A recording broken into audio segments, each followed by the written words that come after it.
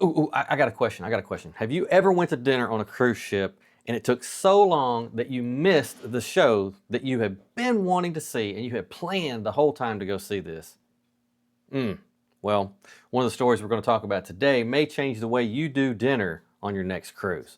But first, we've got to talk about one of the dumbest social media trends that I've seen all week. All right, let's get into it.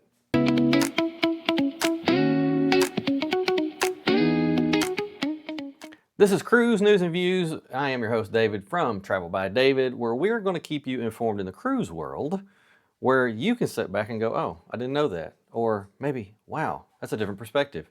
But you can also go, what are those people doing on the internet? We need to talk about this social media trend that's going on cruise ships and balconies. Now, what's happening out there? Apparently people think it's a good idea to pull their mattresses off their beds and put them on their balconies. Yes, the entire mattress. Sometimes I've seen people even putting like the bed frame, taking a frame out there. That was ridiculous. Now, Carnival Cruise Line saw this trend on social media. Folks, they watch social media. They are actively looking and seeing what's going on, what the trends are out there. So they saw this on there and they said, no, let's stop this before it gets on our ships and people start taking our mattresses out. Let's not do this. So Carnival's brand ambassador, John Hill, said, this is bonkers. I think maybe that's his British way of saying, what are you people doing?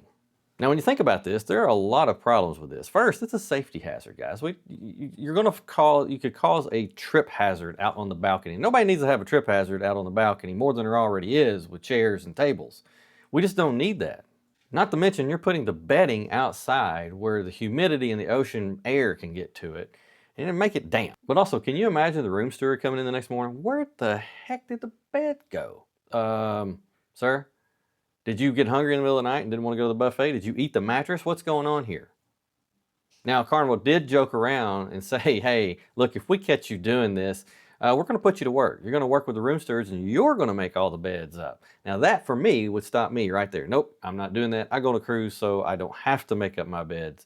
So, yeah, no, not going to have that. So honestly, that may stop the trend right there altogether if they weren't joking. Look, technically you can sleep with the balcony door open if you want to, but just keep in mind that most cruise ships, that's going to cause the air conditioner to go off in your room, and then boom, bam, what do you know? You've created Florida in August. Man, that humidity is not good. But speaking of Carnival Cruise Lines, they're actually rolling out something that I could really get behind here. Making dinner smoother and shorter. This is especially good if you have ever missed that show that you really wanted to see because dinner took too darn long. Now, this is where I get into trouble. My wife and I just recently did a cruise on the Regal Princess, and I love Princess. I love them. Don't get me wrong. They're probably my favorite cruise line so far. But dinner just took entirely too long. And I did put that on the survey, by the way, that dinner took entirely too long. But I get in trouble there because this is my wife's favorite thing to do during the evening. She likes putting on a dress and she likes for me to get looking a little more snazzy. So yeah, about an hour in and I'm going, dang, this is taking too long. So I jokingly said a couple of times, dinner ruins everything. Dinner on a cruise ship is ruining everything just because it was taking too darn long. Well, Carnival Cruise Lines is listening to their passengers and they're introducing something called the Express Dining Menu. They're going to let guests enjoy dinner in an hour or less. Sign me up, man. That's what I want to do. Now look, if you've been a cruiser and you've been on cruise ships and you've done the dining room, you know 90 minutes to 2 hours and you're going, wow, this is a long time. If you're like me, others may go, wow, this is a perfectly great experience and I love it. Now look, Carnival's Dining Express menu is going to be a little bit smaller, but look, they're still going to have the same quality food that they've had, and they're just going to have a little bit less options, I think, for you to take. But they're going to still have some of your favorites on there, so don't worry. You're still going to be able to get food that you like. You're just going to be able to do it in a shorter period of time. Now overall, I think this is a really, really smart idea because I know there are others like me who get frustrated because you don't want to miss all the action going on the ship. There's so much going on these ships today. You've got shows, you've got comedy clubs, you've got live music, you've got events and activities and dance parties and all these things that you want to get to. And you want to eat dinner, but at the same time, you don't want it to take up all of your evening. There are too many other things going on that are very interesting that you want to get to. This is already rolled out on 15 cruise ships, but Carnival says they're going to have this rolled out on all of their cruise ships by the end of May. Now, while Carnival is trying to make dining smoother, another cruise line changed a little something in their dress code, and the internet acted like the internet does. Earlier this year, Norwegian Cruise Line made a change to their specialty dining dress code, and the internet did what we all think it would. It was a strong rebuke. We rebuke this, and we don't want this. And so, Norwegian walked it back. Let's walk it back. Hold on. Wait a minute. Let's walk this back here a little bit. So now, once again, guests on Norwegian ships can wear shorts to the dining room or specialty restaurants, as long as they are appropriate. So now we're going to have appropriate police. I mean, honestly, this feels like a reasonable request, okay? Just be decent. Just be decent. Cover yourselves. Don't wear swimwear. Don't wear graphic t-shirts. And don't wear anything ratty. Look decent. Wear your shorts. Wear a shirt. But just don't make it indecent. I mean, let's face it, most of us guys, we're going to pack one, maybe two pairs of slacks or pants or chinos or something, and we really plan on wearing those maybe once or, maybe twice if we go to dinner a few more times, but really that's about it. You really want to be comfortable on your cruise, especially if you're in the Caribbean, because I'll just tell you, this guy right here in the Caribbean, I do not want to pack a jacket. I do not want to pack slacks and an extra pair of shoes. However, I do want to look decent. I want to look nice. So for me, I go with chinos and a polo shirt. Typically, that's the attire that I go with for dinner. But I have occasionally had a nice pair of shorts on and a polo shirt. I didn't think anything was wrong with it. I know some people will not like that whatsoever, but this goes with what Norwegian does for their cruise line, which is freestyle cruising.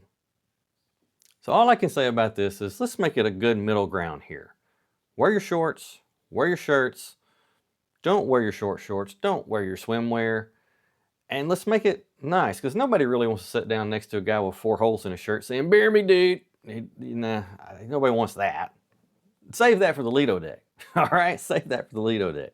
Now, let's talk about what Norwegian is doing that's going to make a big splash with another big ship.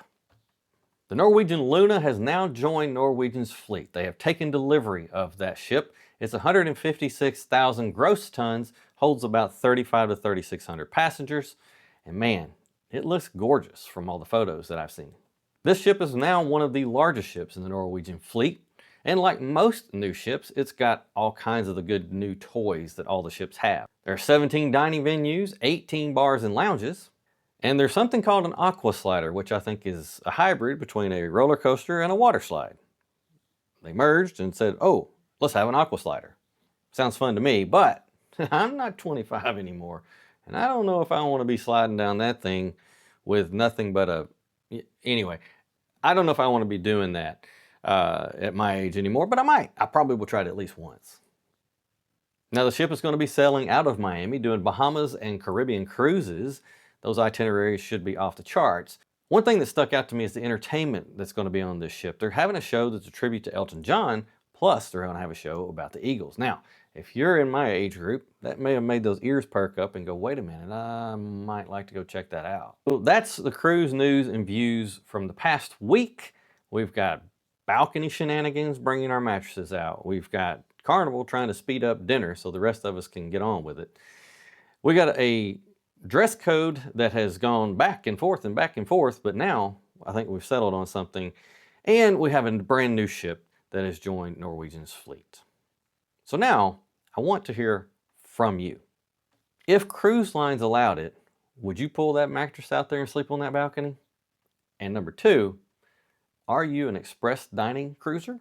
Or do you like to go sit down and spend hours and hours eating dinner and having conversation? No judgment here. Whichever one you are, let me know in the comments. And listen, if you like what you've seen or heard today, please do hit subscribe and share with a friend. I would greatly appreciate it. Until next time, keep calm and cruise on.